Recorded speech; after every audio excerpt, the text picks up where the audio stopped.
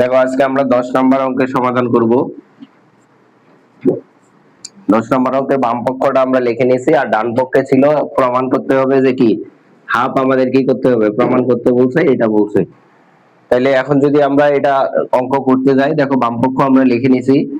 এই যে অঙ্কটা আছে, এই অঙ্কটাতে আমাদের যে এই সংখ্যাগুলো আছে, যেখানে 6 আছে, এখানে 10 আছে, এখানে 15 আছে, এখানে 6 আছে, এই সংখ্যাগুলোকে আমরা ছোট্ট একটা সংখ্যা দ্বারা কি করব, ভাঙাবো। যদি ভাঙাই তাহলে দেখো আমাদের কি হয়, তাহলে এই জায়গায় যা আছে আমরা ঠিক হুবহু সেভাবে রেখে দিব। তারপরে এখানে আছে 3 2p plus q dot 5p q, এই যে এই জায়গাটাতে আমরা এখন ভাঙাবো। তাহলে দেখো তো ছোট সংখ্যা দ্বারা যদি ভাঙাই 2 ইনটু কত 3, এই যে 2 ইনটু 3 ভাঙাই নিছি, এটার উপরে ছিল কি p। এবার নিচে নিচে দেখো আবার এগুলো আমরা যেরকম ভাবে আছে ঠিক ওইভাবে রাখবো। এটাকেও ভাঙানো যায় সেম নিয়মে, 3 ইনটু 2, আর এটার উপরে ছিল 2p প্লাস 2। এখানে আছে 10, 10 কেও ভাঙানো যায় 2 ইনটু কত 2 ইনটু 5, আর এই জায়গায় আছে p ডট, এটাকে যদি ভাঙাই তাহলে 3 ইনটু 5, 5 3 15, এটা আছে q। এবার দেখো এই যে এবার p কয় 2 এর উপর একবার আছে আর 3 এর উপর একবার আছে, এটা কি করব, আলাদা আলাদা করব আমরা। দেখো 2p plus 1 dot 3 2p plus q, তারপরে আছে 5p প্লাস q, আর এখানে যদি আলাদা করে দেই একবার হয় 2p আর একবার হয় 3p।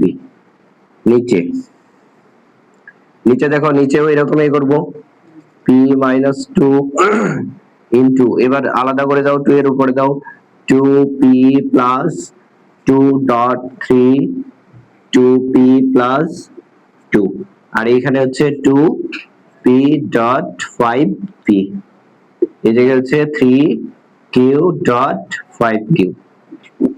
আচ্ছা, এতটুকু যদি আমাদের করা হয়, এবার আমাদের শুধু হিসাব করতে হবে। দেখো এই জায়গায় ভিত্তি কত আছে, 2 আছে, এই জায়গায় ভিত্তি 2 আছে, আমরা 2 কমন নেব আর পাওয়ারটা কি করব, যোগ করব।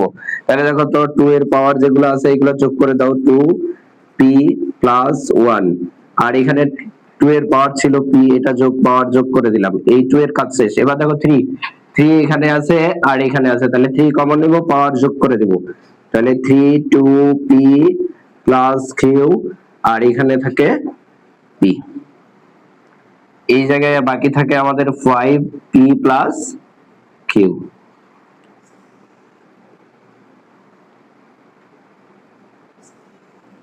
এবার নিচে আসো, নিচেও সেম কাজই করব। দেখো 3 আছে, 3 যদি আমরা লিখি 3p মাইনাস 2, আর এই জায়গায় 3 আছে, তাহলে পাওয়ার গুলো যোগ করে দেই 2p প্লাস 2।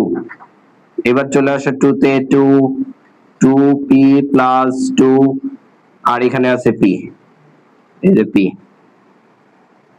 আচ্ছা, এই জায়গায় আরেকটা জিনিস আমাদের মিসিং হয়েছে, এই জায়গায় q ছিল, তাহলে q এখানে কি করবা, যোগ করে দিবা। আচ্ছা, এবার হচ্ছে 2 2 গেল, এবার আমাদের কত থাকে 5 থাকে, তাহলে 5 থেকে p প্লাস কত p প্লাস q। এবার দেখবা তুমি যে উপর নিচে এই যে এটা মিলে যায়, আমাদের উপর নিচে যদি এটা মিলে যায় তাহলে আমরা এটা কাটতে পারি। এবার দেখো এই জায়গাগুলোতে আমরা যদি যোগ করি, দেখো এই জায়গায় আছে 2p আর একটা আছে এখানে p, তাহলে কত হয় 2 to the power 3p plus হচ্ছে 1 ডট 3 টা হিসাব করো, 3 তো এরকম হবে 3 2 টু দি পাওয়ার 3, 3 পাওয়ার হবে 3p, কারণ এখানে দুইটা আর একটা তিনটা যোগ হচ্ছে কত, এই যে q। এটার কাজ শেষ। এবার নিচে চলে আসো, নিচে হচ্ছে দেখো এই জায়গাতে আমরা যদি প্লাস মাইনাসে কাটি তাহলে এটা আমাদের কাটা যায়।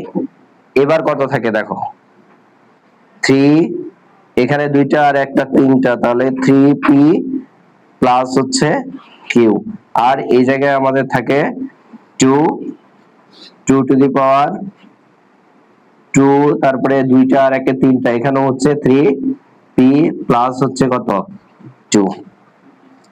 এবার দেখো আমাদের উপর নিচে এটা আর এটা কি আছে, আবার মিলে গেছে। এটা যদি মিলে যায় তাহলে আবার আমরা এটা কাটাকাটি করতে পারবো। এবার নিচে আসো, দেখো এখানেও কত আছে, 2 আছে, নিচেও কত আছে, 2 আছে। তাহলে আমরা যদি 2 কমন নেই তাহলে দেখো তো কত হয়। এই পাওয়ারটা ঠিক রাখবো, 3p প্লাস হচ্ছে 1, আর এই যে এখানে ভাগ ছিল, ভাগের কারণে কি হয়, মাইনাস হয়, তাহলে মাইনাস দিয়ে গুণ করবো। মাইনাস হচ্ছে 3p আর প্লাস মাইনাসে মাইনাস হচ্ছে 2। এবার দেখো এটা আর এটা আমাদের কি করা যায়, কাটাকাটি করা যায়। এই জায়গায় যদি আমরা লিখি 2, দেখো বড় চিহ্নের বড় সংখ্যার সামনে কি আছে, মাইনাস আছে, তাহলে -2 থেকে যদি 1 বাদ দেই তাহলে থাকে কত, -1। আর এটা আমরা জানি ইনভার্স আকারে থাকলে উপরে হয় 1 আর নিচে এই যে বিয়োগের কারণে হয় ভাগ, তাহলে 2 টু দি পাওয়ার কত থাকে, 1 থাকে। আমরা জানি 2 টু দি পাওয়ার কি, a to the power 1 is equal to কত, a। এরকম ভাবে লিখতে জানে তাহলে এই জায়গায় হয় কত, 2। আমাদের দেখো এই অঙ্কটাতে হচ্ছে কি প্রমাণ করতে বলছিল হাফ, আমরা সেটাই কি প্রমাণ করতে পারছি। এটাই অঙ্ক। তুলো এবার অঙ্কটা তুলো, এখনো